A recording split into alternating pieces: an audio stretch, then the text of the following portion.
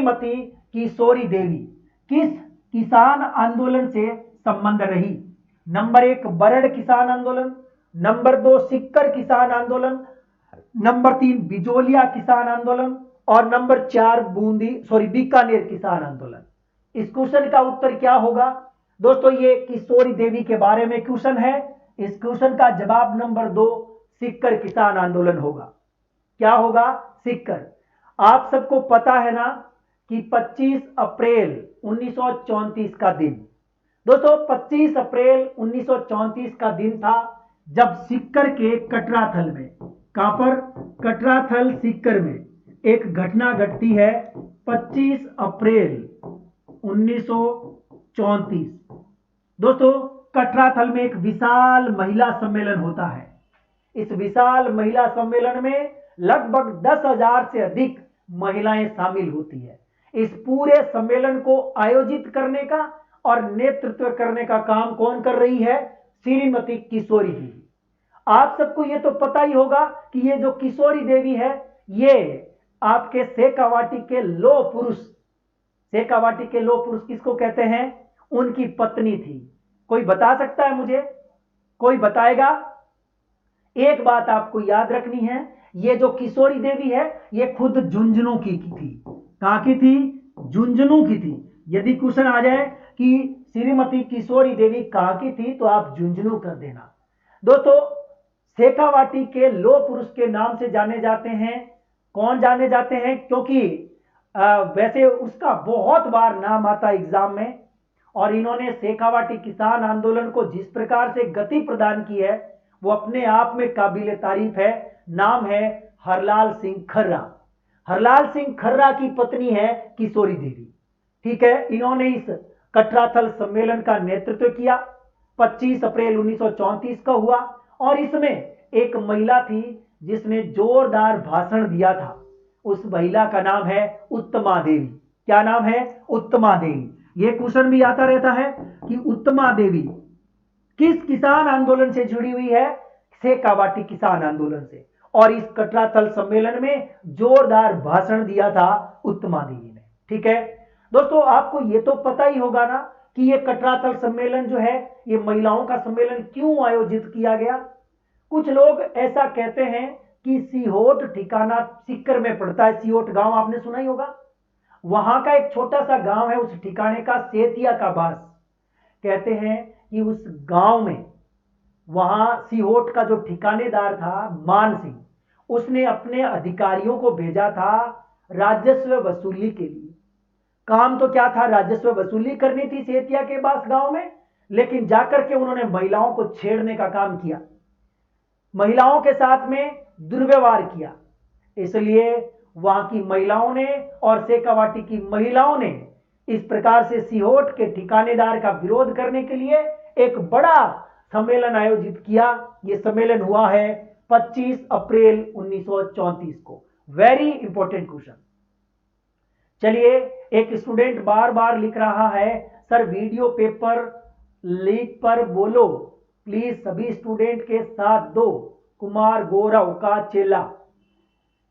चलो इस live session के बाद में बात करेंगे, इस पर पक्की बात करूंगा आज, पर मुझे याद दिला देना क्योंकि मैं भूलने में माहिर हूं।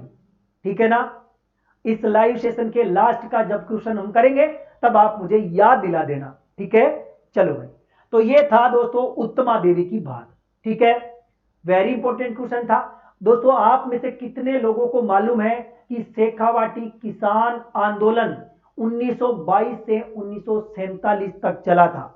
पता है ना? हाँ जी, कब से कब चला था? 1922 से 1947 तक। ठीक है, याद रखना है शेखावाटी किसान आंदोलन।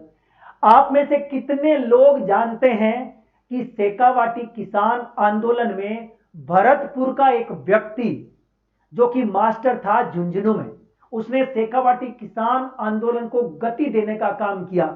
कोई बता सकता है? वो मूल रूप से भरतपुर के थे लेकिन शेखावाटी किसान आंदोलन में अग्रणी भूमिका निभाई थी। यह क्वेश्चन भी आ चुका है। ठाकुर देशराज, रट लेना कौन थे? ठाकुर देशराज। ठीक है, चलिए भाई, ये हमारा क्वेश्चन जो कि सिक्कर का था।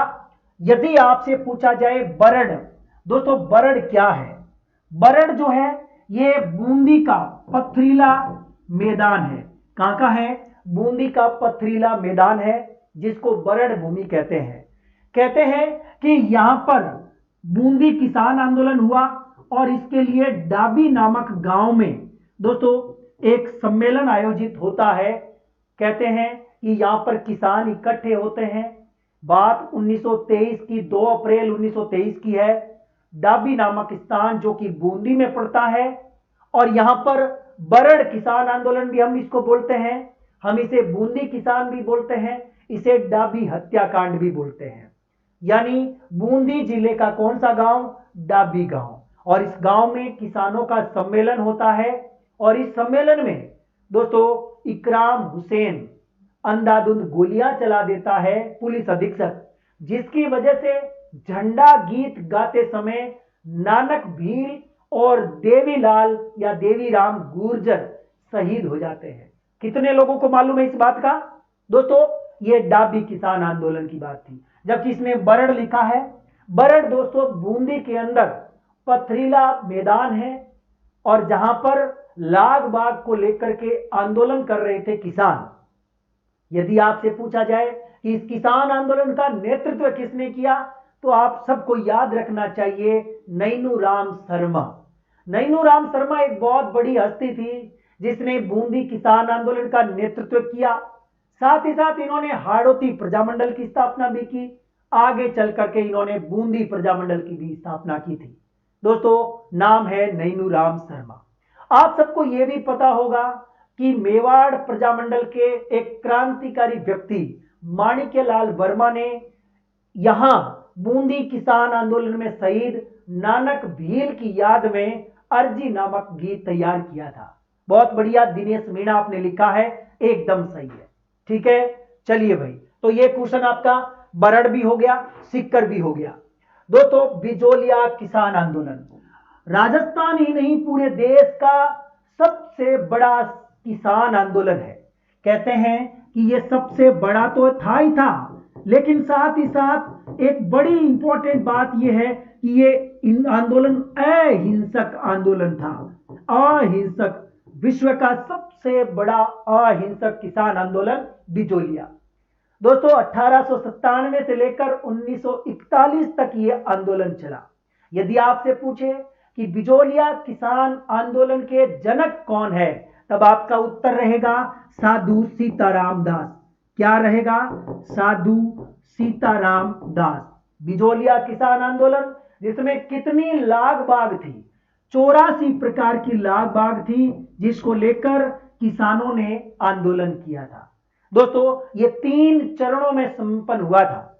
हम सबको मालूम है कि पहला चरण, दोस्तों पहला चरण 1897 से 1916, फिर 1916 से 1923, और फिर 1927 से 1941। ये 3 चरण हैं इसके किसान आंदोलन के। दोस्तों यदि आपसे पूछा जाए कि बिजोलिया किसान आंदोलन के जनक कौन है, तो आपको साधु सीताराम दास बताना है। यदि आपसे पूछे कि भारत में किसान आंदोलन के जनक कौन है, तो आप विजय सिंह पथिक बता दोगे। यदि आपसे पूछे कि राजस्थान में राजनीतिक चेतना की जागृति या जनक कौन है, आप अर्जुन लाल सेठी बताओगे। राजस्थान में सशस्त्र क्रांति के जनक कौन है, आप गोपाल सिंह खरवा बता देंगे। ठीक है, ये बातें आपको याद रखनी है। ठीक है, Mahesh Upadhyay sir education policy 2020 किस स्टेट ने फर्स्ट लागू की? मैंने आपको हिमाचल प्रदेश और बताया, और कर्नाटक भी बता सकते हैं। दोस्तों इस क्वेश्चन का रियल में उत्तर कर्नाटक ही है। ठीक है, हाँ मध्य प्रदेश ने ड्राफ्ट को पारित किया था, लागू नहीं किया था। ठीक है, चलिए दोनों में उत्तर होगा।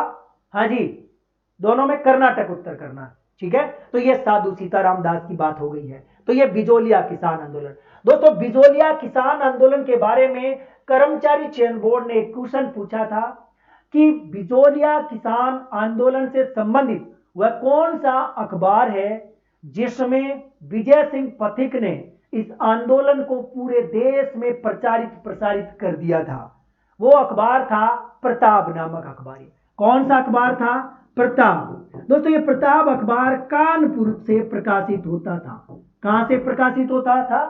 कानपुर से, यूपी से। और इसके संपादक कौन होते थे? गणेश शंकर विद्यार्थी। कौन थे? गणेश शंकर विद्यार्थी। इस प्रताप अखबार के माध्यम से बिजोलिया किसान आंदोलन पूरे देश में फैल गया था। Very important.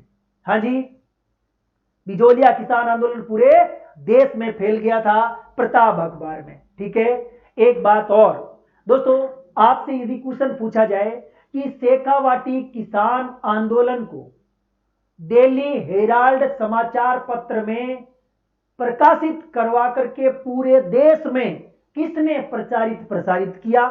तब आपको क्या करना है? राम नारायण चौधरी।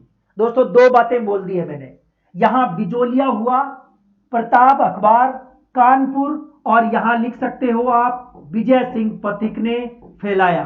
विजय सिंह पथिक ने फैलाया। लेकिन यदि आपसे पूछे कि सीकर किसान आंदोलन को किस अखबार में प्रकाशित कराते हुए पूरे देश में इसे प्रचारित किया, फैलाया? दोस्तों नाम है डेली हेराल्ड। कौन सा अखबार है? डेली हेराल्ड समाचार पत्र है, और यह दिल्ली से प्रकाशित होता था। और राम नारायण चौधरी कौन था दोस्तों? राम नारायण चौधरी ने इस समाचार पत्र के माध्यम से शेखावाटी किसान आंदोलन को पूरे देश में प्रचारित प्रसारित किया था। Very important. यदि आपसे पूछे कि शेखावाटी किसान आंदोलन के अंदर एक घटना घटी थी जिसे हम कूदन हत्याकांड कहते हैं, जो कि 1935 में हुई थी, तारीख वही है 25 अप्रैल 1935। ठीक है, यानी कटराथल के ठीक एक साल बाद एक घटना घटती है दोस्तों। हाँ जी, कूदन हत्याकांड। कूदन हत्याकांड के बारे में एक अखबार जानकारी देता है जिसका नाम है दैनिक जन्मभूमि। क्या नाम है उस समाचार का? क्या नाम है? दैनिक जन्मभूमि। याद रखना आपको। ठीक है, तो कूदन हत्याकांड के बारे में कौन सा अखबार है? दैनिक जन्मभूमि। ठीक है, याद रखना है। तो ये प्रताप अखबार हो गया, ये डेली हेराल्ड हो गया। ठीक है, चलिए भाई। और एक दोस्तों, आप में से कितने लोग जानते हैं कि चूरू में एक सभा हुई थी, उस सभा को और उस सभा का दमन करवा दिया था, और उस चूरू सभा को पूरे देश भर में फैलाने का काम एक समाचार पत्र करता है जिसका नाम है प्रिंसली इंडिया। यह क्वेश्चन भी आ चुका है। तो प्रिंसली इंडिया समाचार पत्र जो कि दिल्ली से प्रकाशित होता था और अजमेर से त्याग भूमि प्रकाशित होता था, इन दोनों समाचार पत्रों ने चूरू की कौन सी सभा जिसके दमन की जानकारी को पूरे देश में फैलाया था। यह बात भी आपको याद रखनी है। तो यहां पर डेली हेराल्ड सीकर हो गया, प्रताप अखबार बिजोलिया हो गया, खूड़ी गांव की घटना दैनिक जन्मभूमि हो जाएगा, प्रिंसली इंडिया और त्याग भूमि दोनों किसका है? चूरू में सभा का दमन, चूरू धर्म सभा जिसको हम बोलते हैं, या चूरू की सभा जिसके दमन की बात हो रही थी। ठीक है, उसको पूरे देश में फैलाया। चलिए